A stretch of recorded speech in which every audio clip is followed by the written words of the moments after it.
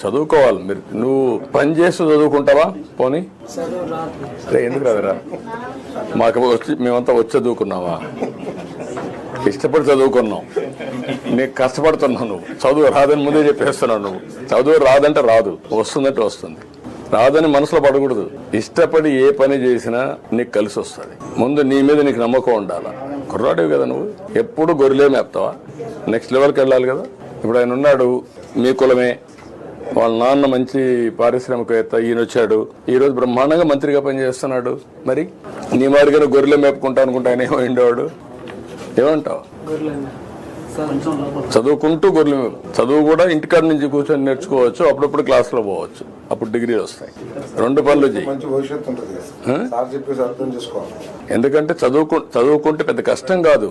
ఈరోజు cell phone వాడతావా? బ్రహ్మాండం కొడతావా? సెల్ఫీ తీస్తావా? మరి ఎట్లా నేర్చుకున్నావు? ఎందుకంటే మీరు బీసీలంతా మీ ఊరంతా ఓట్లు వేస్తారు. నాకు ఎప్పుడు వేసారా? ఎప్పుడు వేస్తారు. తెలుగుదేశం అంటే మీకు అభిమానం.